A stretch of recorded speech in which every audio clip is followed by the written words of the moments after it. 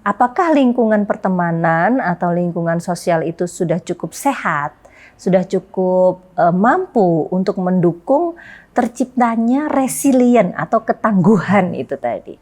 Nah, bagaimana seandainya kemudian keterampilan resilient ini belum dimiliki ketika individu berada pada fase dewasa awal, seperti pada mahasiswa?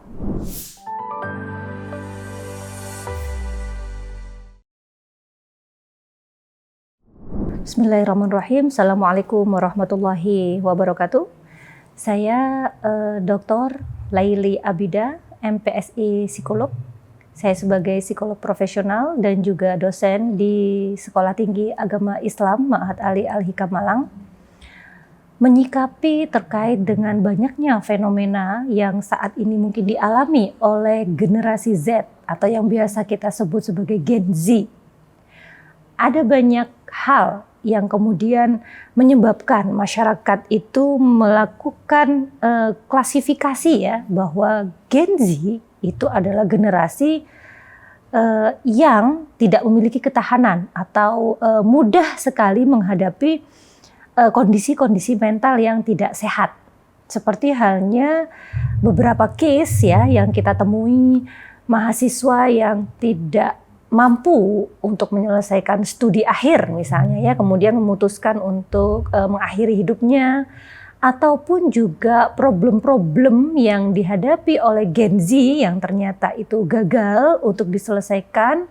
Ini menjadi topik hangat sehingga kita perlu untuk membahas sebenarnya ada faktor apa di baliknya, ataupun juga bagaimana nanti kita ataupun juga tenaga profesional ya, orang tua ataupun juga lingkungan pendidikan itu memberikan bantuan yang signifikan agar generasi Z ini mampu melewati setiap tahapan di dalam kehidupannya dengan baik.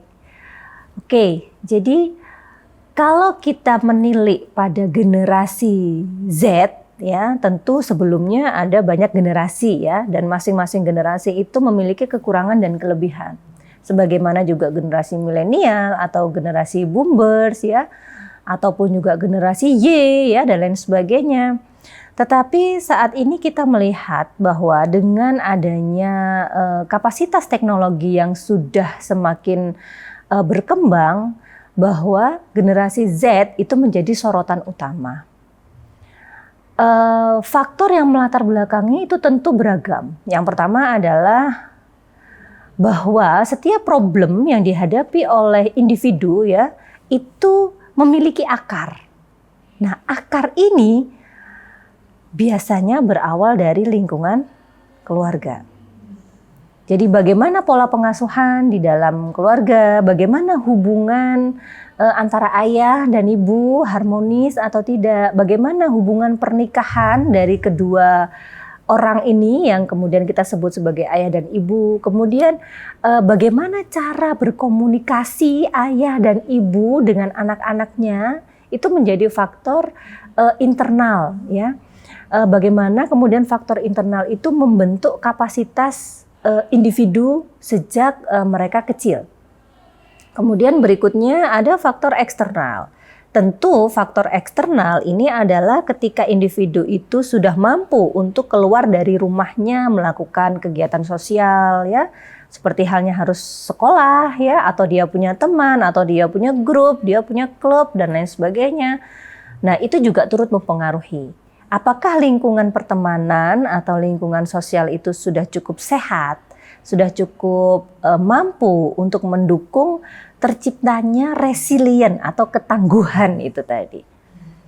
Nah, setelah itu kemudian ada banyak sekali hal-hal atau yang kita sebut sebagai variabel ya, yang mungkin kita tidak mengukur ya, adalah kondisi-kondisi yang menyebabkan individu itu mungkin mengalami trauma ya, kekecewaan dan lain sebagainya. Itu juga turut untuk membentuk yang disebut sebagai resilient. Sehingga kalau kita membahas resiliensi dari segi psikologis, tentu itu cakupannya cukup luas dan kita harus memundurkan di mana individu itu berada dalam usia yang masih sangat muda, misalnya usia anak-anak dini ya, umur 2, 3 atau 4 tahun ya, itu harus kita gali. Nah, kemudian yang berikutnya adalah karena sudah banyak sekali case ya, bagaimana strategi sekiranya yang cukup efektif, efisien dan cukup tepat untuk bisa mengembangkan yang disebut dengan resilient ini. Tentu ini tidak bisa instan. Sebab yang kita bicarakan itu adalah kapasitas skill atau keterampilan dasar ya dari individu. Kuncinya yang pertama adalah perlu latihan. Jadi latihan untuk mengembangkan resilient. Jika individu tersebut berada pada rentang usia remaja, tentu harus ada orang-orang dewasa yang memberikan bantuan dan cukup peduli untuk mengawal terbentuknya resilient ini. Siapa saja, bisa orang tua, bisa guru ya, ataupun juga orang dewasa lain yang memiliki kepedulian. Nah, bagaimana seandainya kemudian keterampilan resilient ini belum dimiliki ketika individu berada pada fase dewasa awal, seperti pada mahasiswa. Itu pasti akan memunculkan banyak problem. Salah satunya adalah pada ketuntasan akademik.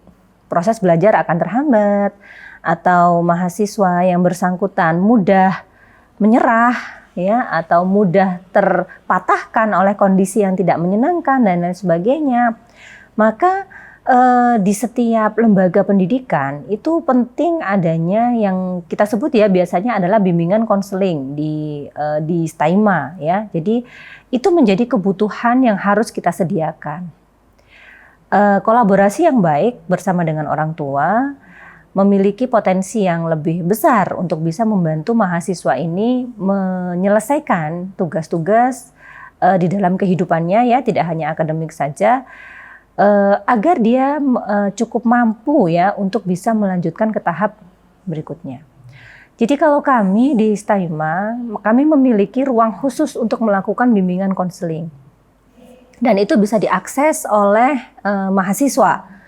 Kalaupun kemudian ada alumni yang juga membutuhkan layanan, kami pun juga masih tetap melayani.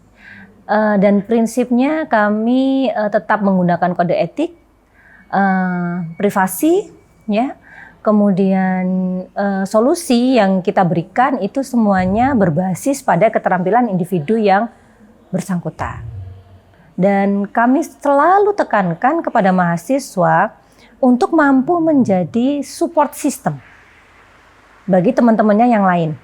Jadi kalau mereka memiliki grup kelas misalnya dan harus mengumpulkan tugas jam sekian misalnya, maka masing-masing teman itu harus mengingatkan. Kami berupaya untuk membangun bahwa mahasantri atau mahasiswa ini mereka tidak hanya memiliki kapasitas secara individu, tetapi juga mampu mengembangkan kapasitas secara empati dan juga sosial.